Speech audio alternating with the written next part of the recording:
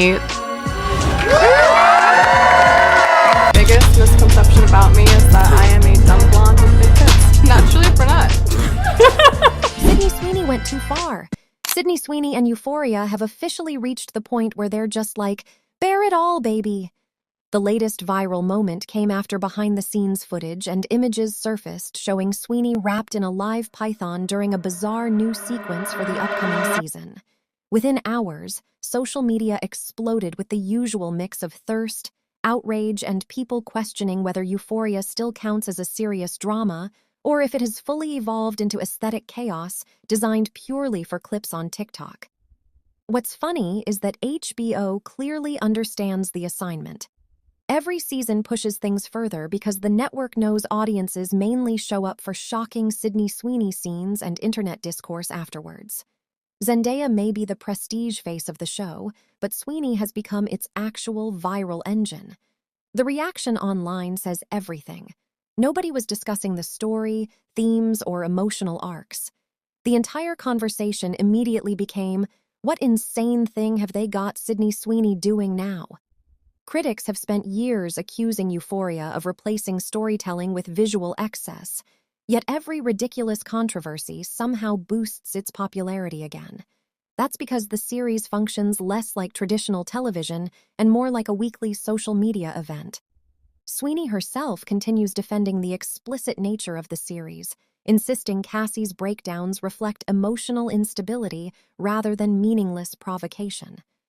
Still, even longtime fans admit the show increasingly feels like it's trying to outdo itself every season.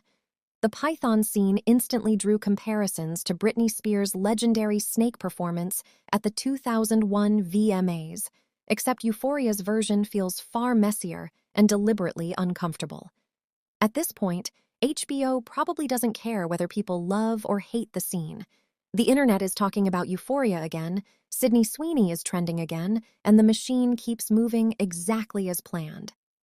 Next, Kendall Jenner's dating history is now so absurdly long that every new rumored relationship feels less like celebrity gossip and more like another season getting added to an endless Netflix series.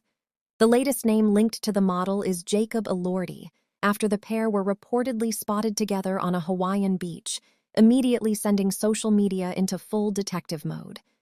Within hours, fans were analyzing blurry photos, flight schedules, and body language like trained investigators. The funniest part is how predictable the cycle has become. Kendall gets photographed with a famous man. The internet melts down for 3 days. People make jokes about her starting lineup of exes, and then the gossip accounts move on to the next story. Elordi's involvement makes this even bigger because he's become one of Hollywood's ultimate internet boyfriends after Euphoria and Saltburn turned him into a permanently trending thirst trap. Naturally, fans reacted like they'd personally been betrayed. Others joked that Kendall's dating timeline is now longer than the Empire State Building. Harsh, but social media has never exactly been subtle. What makes Jenner fascinating is how perfectly she understands celebrity culture. Unlike older Hollywood stars who tried hiding relationships completely, the Kardashian machine thrives on controlled exposure. Nothing is ever fully confirmed, but enough gets leaked to keep everyone talking constantly. That strategy has turned even casual sightings into headline events. Elordi, meanwhile, continues benefiting from the kind of hype most actors dream about. Every public appearance becomes discourse. Every rumored romance becomes content. Whether the pair are genuinely dating or simply spending time together almost doesn't matter anymore because the gossip cycle already achieved its purpose. Millions of people are talking about Kendall Jenner and Jacob Elordi, which in celebrity culture is basically the entire business model. And now, Michael Jackson crossing 100 million monthly Spotify listeners has reignited one of the funniest arguments in modern music. Drake constantly comparing himself to MJ, while Jackson's catalog keeps casually humiliating modern streaming numbers decades after his death. The timing made things even worse for Drake fans because Billie Jean reportedly surged ahead online almost immediately after Drake dropped 3 new albums, triggering endless mockery across social media. People were quick to point out that while Drake spends years trying to position himself as the modern equivalent of Michael Jackson, MJ's music still behaves like a cultural superweapon 40 years later. That's the difference between massive popularity and genuine immortality. Billie Jean isn't surviving on nostalgia alone. Younger listeners continue discovering Jackson through TikTok edits, dance clips, and viral memes, while older generations never stopped streaming him in the first place. Crossing 100 million monthly listeners this long after death is insane by any standard, especially for an artist whose peak came before streaming platforms even existed. Jackson's catalog essentially functions like permanent infrastructure within pop music now. Say songs like Thriller, Smooth Criminal, and Beat It don't feel old because the internet keeps recycling them into modern culture constantly. The renewed hype surrounding the upcoming Michael Jackson biopic has also pushed streams even higher, introducing another generation to his music. Of course, conversations around Jackson always remain complicated because the controversies surrounding his life continue dividing opinion. Yet despite years of criticism and scrutiny, audiences still return to the music in gigantic numbers.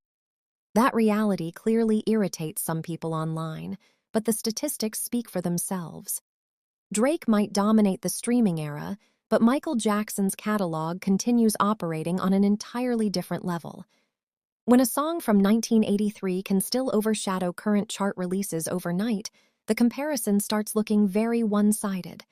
And finally, Keir Starmer's image problem keeps getting worse because more and more people now see him as a politician, completely terrified of taking an actual stance on anything.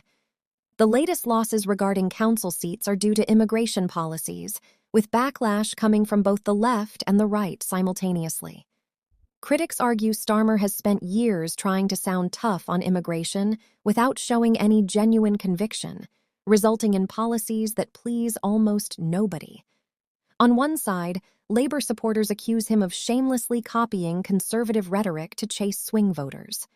On the other, opponents still dismiss him as weak, indecisive, and lacking authority. That's become the defining issue of Starmer's leadership. He constantly looks like a man calculating headlines instead of leading confidently.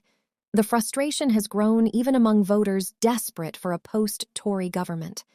This is why so many people want him to resign. Many people backing Labour don't seem especially enthusiastic about Starmer himself. They simply want the Conservatives gone. That's hardly a ringing endorsement. Online criticism has become especially brutal, with social media users mocking Starmer for trying to appease every political faction at once while standing for almost nothing clearly. Immigration remains the biggest flashpoint because every attempt to harden Labour's language alienates parts of the party's traditional base. Yet whenever Starmer softens his tone, critics immediately attack him for lacking spine. The result is a leader permanently trapped in defensive mode. Supporters argue his cautious approach is necessary after years of Labour chaos under previous leadership, but detractors say Britain currently feels like a country demanding conviction rather than endless political triangulation. The BBC reporting around the latest row has amplified broader concerns that Starmer's leadership style feels managerial rather than inspirational.